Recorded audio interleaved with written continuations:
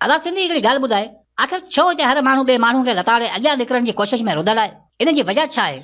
ॾिसो अदा, मूं अॻु में बि इलाही दफ़ा इहो चयो आहे ऐं हींअर बि चवां थो त समाज जो दारोमदार रियासत ते हूंदो आहे। रियासत जेकी कानून लागू कंदी आहे उन हिसाब सां समाज जी नशोनुमा थींदी आहे। इन ॻाल्हि खे तस्लीम करणु ॾुखियो आहे, पर हिते तालीम जी आड़ में उहा जहालत फैलाई पई वञे जेका मुख़्तलिफ़ क़िस्मनि जा बुग़्ज़ असांजे दिलनि में पैदा कंदी आहे। हर क़िस्म जूं हराम पायूं, फ्रॉड ऐं मफ़ादनि खे तरजीह जेतिरो पढ़ियल लिखियल माण्हू ॾींदो आहे ओतिरो अनपढ़ माण्हू नथो ॾे। ऐं तालीमी निज़ाम उहो ई आहे जेको रियासत ॾिनो आहे। तुंहिंजी मुंहिंजी सोच त ही निज़ाम कोन ठाहियो आहे। पोइ बि इन निज़ाम हेठि चंद अहिड़ा माण्हू पैदा थियनि था जेके हक़ीक़ी इल्म हासिल करे ज़िंदगी बदिलाइण जी कोशिश कनि था, पर इन बदिलाइण वारी सोच उन्हनि जी ज़िंदगी तबाह करे छॾींदी आहे। इहो ई सबबु आहे जो हिते क़ाबिल इंसान मोहताज आहिनि ऐं नाहिल जाहिल माण्हू आका बणियो वेठा आहिनि। छो त हिन निज़ाम उन्हनि खे इहो हक़ ॾिनो आहे। हिते उहो ई माण्हू ख़ुशि रही सघे थो जेको ॿियनि जे ख़ुशियुनि खे तबाह करे सघे, ॿियनि जा हक़ मारे सघे, हराम खाइण में ऐब महसूसु न करे, ॿियनि जो रत चूसे पंहिंजी सिहत ठाहे सघे। बाक़ी आम ऐं शरीफ़ इंसान जी हिते छा इज़त आहे इहा त तव्हांखे बि ख़बर आहे। जेकी दोस्त मुताले में दिलचस्पी रखनि था उहे वाल्टियर जी किताब माइक्रो मेगास जो मुतालो ज़रूर कनि। हिन किताब खे पढ़ी ईअं लॻे थो ॼण वाल्टियर असांजे ई समाज लाइ लिखियो हो। जहिड़े हिसाब सां असां तालीम हासिल कयूं पिया इन हिसाब सां असां ज़ाती मफ़ादनि में माहिर त थी सघूं था, पर सुठा इंसान नथा थी सघूं। असांखे डिग्री हासिल करण सां गॾोगॾु दुनिया जो इल्म हासिल करणो पवंदो, ज़िंदगी जे फ़लसफ़े ऐं तारीख़ जे उन्हनि पननि खे पढ़णो पवंदो जिन रत जी स्याही सां पाण खे तहरीर कयो आहे। ऐं एमए करे नौकरी जो इंतज़ार कयां थो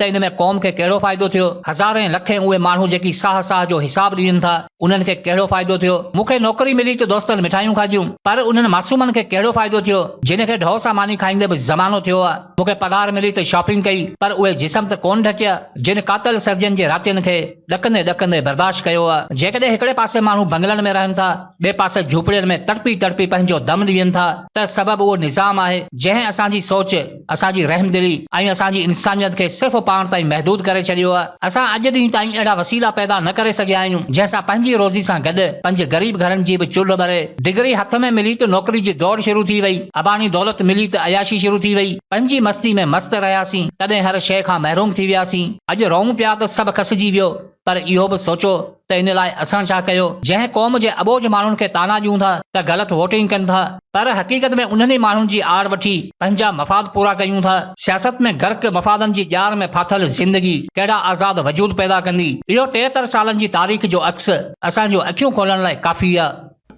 हा बिल्कुलु अदा, असां में वाकई अहिड़ो जज़्बो कोन्हे, पर आख़िर इहो केसि ताईं हलंदो रहंदो?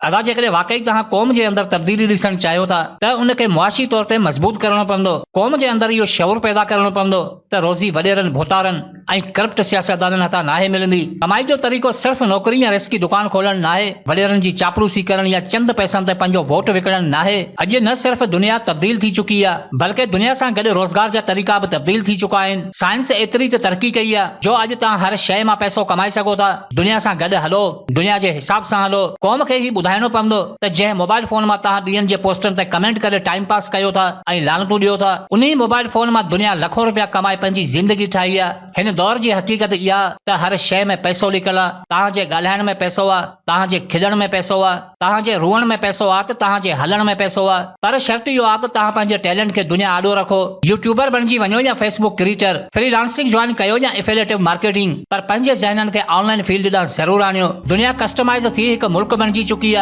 ऐं असां दुनिया खे छॾे वॾेरे जी औताक जरी आहे। जॾहिं असांजी सोच ई नौकरी ताईं महदूद हूंदी त दुनिया असांजो बि क़दर कोन कंदी। ॿियनि जे रहमो करम ते मिलियल नौकरी तव्हांखे आज़ादी सां जीअण कोन ॾींदी। सिर्फ़ डिग्री सां कुझु नथो थिए। पाण खे टेक्निकल बुनियाद ते आणियो, सोर्स पैदा करणा पवंदा, नवां नवां कारोबार करणा पवंदा।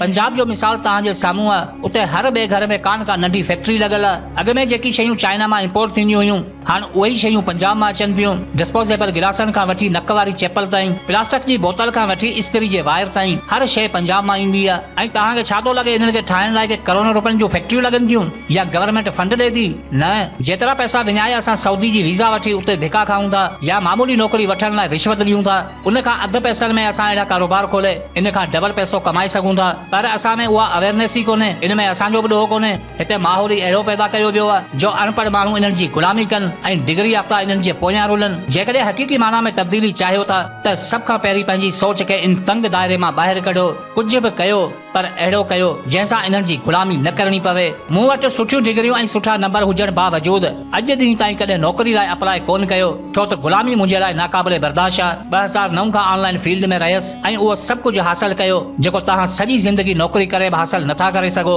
इन करे वक़्त जे हिसाब सां पाण खे बदिलायो, पुराणी सोच खे ख़तमु कयो, नई टेक्निक खे पालियो। हुकूमती बयाननि या वॾेरनि जे दॿनि ते जेकॾहिं सुधारो अचे हा त असां एतिरा महरूमी छो हुजूं हा। यादि रखो त क़ौमी बुनियाद मज़बूत करण लाइ नारनि जी न बल्कि मुक़ाबले जी ज़रूरत हूंदी आहे। ॾिठो वञे त असांजो मुक़ाबलो हथियारनि सां न आहे बल्कि टेक्निक ऐं इल्म सां आहे। जेकॾहिं अॼु सिंध जे तमामु मिलनि में पंजाबी पठान क़ाबिज़ आहिनि त वजह हथियार न आहे बल्कि उहा टेक्निक आहे जंहिंखां असीं अॼु बि महरूम आहियूं। जेकॾहिं अॼु असां पंहिंजनि हक़नि खां महरूम आहियूं त वजह हथियार न आहे बल्कि उहो इल्म आहे जंहिंखां अॼु बि असांजी क़ौम बाग़ी आहे। मंज़िल हासिल करण लाइ रस्ते जी ॼाण रखणु लाज़मी हूंदी आहे, पर असांजो मिसाल ईअं आहे त सफ़र ओभर न कयूं पिया ऐं मंज़िल ओलहे तरफ़ रखी आहे। दोस्तनि जा कमेंट ईंदा आहिनि त मायूसी वारियूं ॻाल्हियूं न कयो, पर अदा इन हक़ीक़त खे कीअं लिकायूं त असांजे ज़िंदा जिस्मनि में उहे बेजान वजूद पयल आहिनि जेकी हरकत खां आरी थी महरूमियनि खे सजदो कनि था। इन ॻाल्हि खां इनकार कीअं कयूं त पटका उन्हनि ई धूड़ कया जिन्हनि खे पगूं बि पाण ॿधायूं। नौजवान क़ौम जी तक़दीर जो फ़ैसिलो कनि था, पर असांजा नौजवान टिनि हिसनि में विरहाइजी हिकिड़ा डिग्रियूं खणी धिका खाइनि पिया,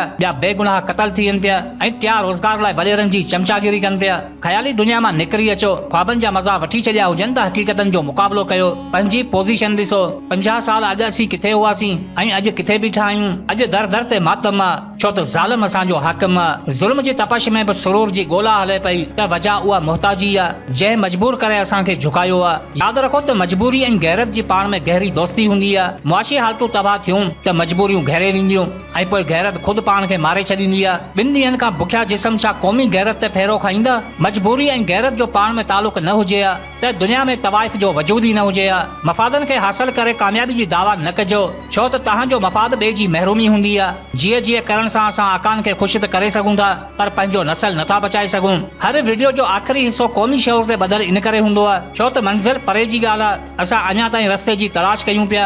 सदियुनि जी तारीख़ पढ़ी नतीजो इहो मिलियो आहे त हर दौर में हिकु लाॾी पॉप मिलियो आहे। कॾहिं मज़हब जी आड़ में मारियो वियो त कॾहिं सियासत जी आड़ में महरूम कयो वियो। हालत इहा आहे त घस वेंदड़ काफ़िला बि असां ते हुक्मरानी कंदा विया। धरती खे पंहिंजी माउ सम्झूं था पर इन लाइ कयूं कुझु बि नथा। असांजे ज़हननि में इहा ई ॻाल्हि विधी वई आहे त धरती लाइ कुझु करण जो मतिलबु रस्तनि ते एहतिजाज हूंदो आहे, पर हक़ीक़त में इल्म ऐं अक़ल क़ौम जो सभ खां वॾो हथियार हूंदो आहे। तव्हां लीडर सम्झो था तव्हांजी मर्ज़ी, पर जेको जज़्बनि सां केॾी पंहिंजा मफ़ाद पूरा करे हक़ीक़त में उहो ई माण्हू सभ खां वॾो गद्दार हूंदो आहे।